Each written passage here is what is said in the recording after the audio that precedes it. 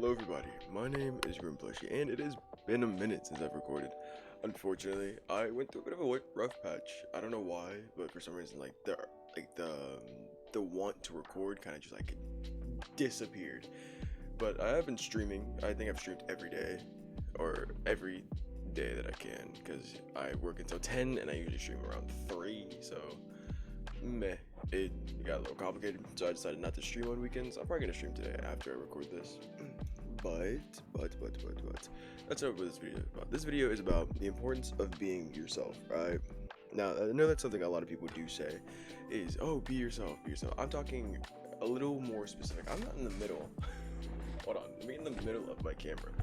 Okay, so, I know a lot of people out there say, oh, the importance of being yourself, but it's a little more complicated than that. Be your full self. And what I mean by that is that there are a specific, I'm not sure if it's everybody or if it's just my personal experience, but there are times where you choose to nitpick your personality, like certain traits that you know people will like, and you tend to pick these out since they're the more favorable characteristics of you. Like you may be hanging around with people that don't like playing video games, but you love video games and you decide to just leave that part out. No, that's a little just like less extreme of an example, but an example nonetheless. Just be completely who you are, right? You're not going to be as happy as you will be just being your full self. Like, you can choose to be a happy person, or in my experience, it's more or less, it happens in relationships. You choose to pick the best characteristics of you and choose to leave the other ones out, and what tends to happen is those feelings tend to fester and start to swelter and bubble up, and then it comes out in like one big blast. Now, unfortunately, I'm not the best at this, so I can't be giving y'all advice, but you have to cultivate these feelings properly. They're not just something you can just leave on the sidelines and just leave them there and go, meh, don't have to worry about that.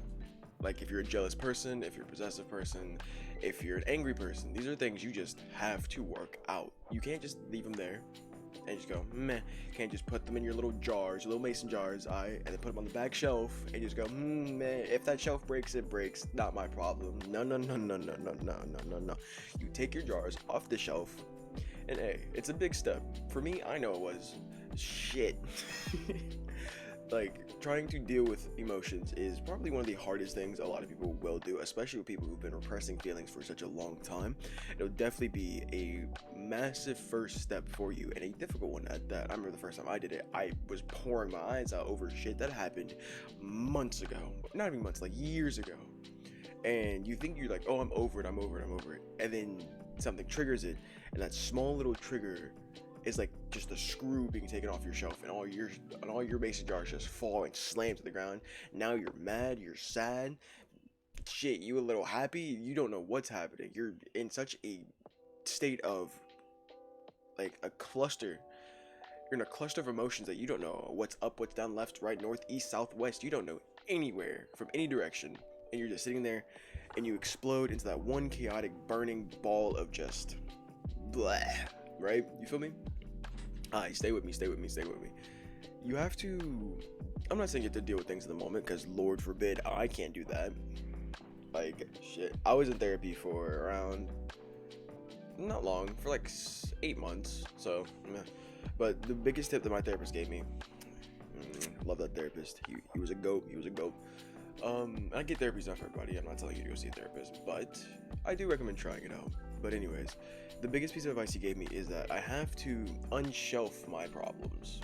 And I'm a person who's been like repressing emotions since I was young, like really young. I talked about this over on Mental Health Mondays last week, that I struggled with processing my emotions from a young age, because they always seem to be problematic for everybody. So I decided at a very young age to just, well, if they're bothering people, might as well just not feel them, and thus that made me struggle with a lot of problems when I was older about expressing my feelings, especially to romantic partners and stuff like that.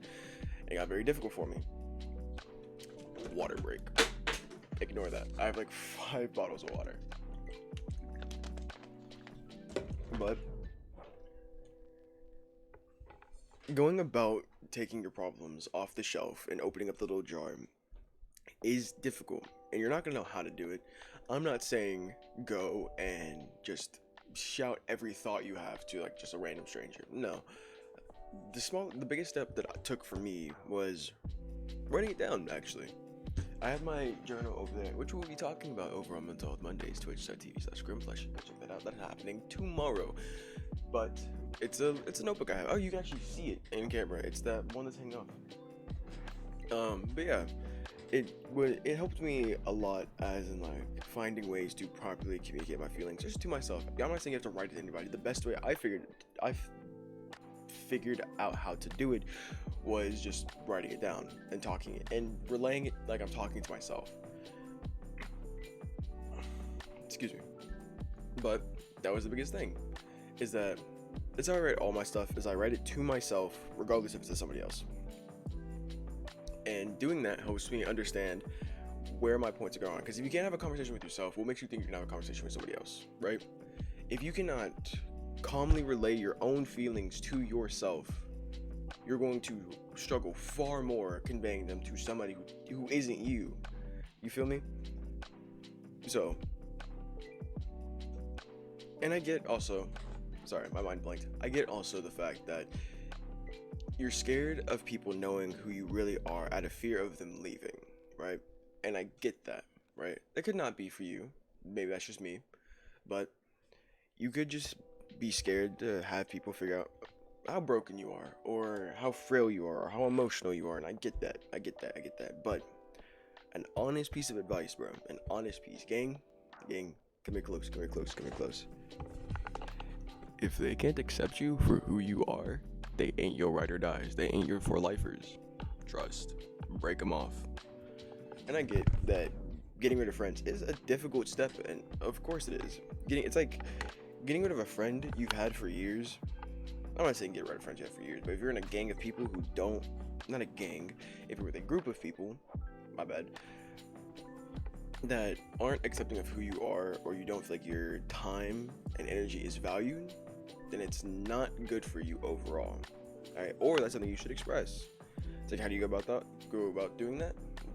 That might be a different video on how to like express yourself more, because I'm still figuring that step out for myself. I'm still not very expressive. I know on stream I'm like very talkative, and I know in content or YouTube I'm very like expressive and very talkative and stuff like that. But that's like, it's my comfort zone, right? There's a difference between doing it in your comfort zone and just doing it out in public. Like I can't just go to a stranger and be like, hey, yo, what's good with it? And dab them up. No, I can't do that, right? I'm a very introverted person. But still, back to the original point, you have to learn to handle your emotions. And I get it is a very scary topic of discussion, because you've been piling them up and just storing them in the closet and just waiting. And we've all had those moments, right? Especially for people who do repress their emotions, where a jar falls off the shelf and you're just either mad, sad, because those are usually the main ones that people tend to suppress, is anger and sadness, sometimes jealousy, sometimes possessiveness, stuff like that.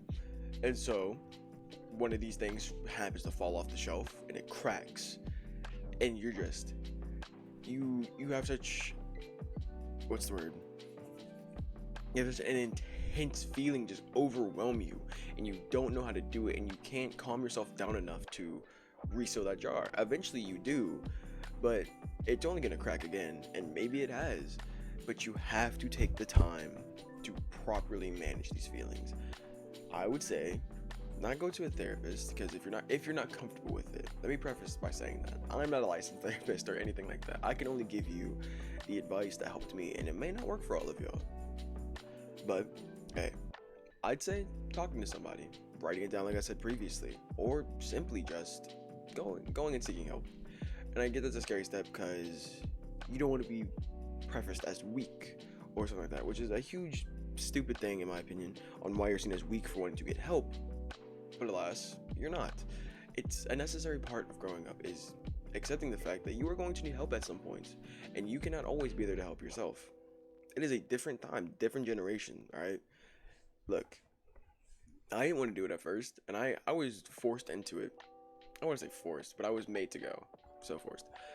But after a while, I enjoyed it. I enjoyed having somebody I could talk to, and now the fact that I'm out of it, I now have to take the information and the wisdom that was given to me, and now I have to use it to slowly heal myself. Because you can talk to somebody over and over again, but They can't fix you. They can't heal the wounds that are there. You have to do that. And no, yes, time does heal all wounds, as we'd like to say, but in reality, it's time and effort. You have to put the work in to heal yourself. Your wounds aren't just gonna magically heal just because a little bit of time has passed. And I feel like that's one of the biggest things that people who repress their emotions tend to stick with, is that time will heal all wounds. But I feel like we interpret that differently. I say we because, as one who does still and trying to stop repressing, time heals all wounds, but we take that in the sense that, oh, if we just give it time, this feeling will just magically go away. And it doesn't.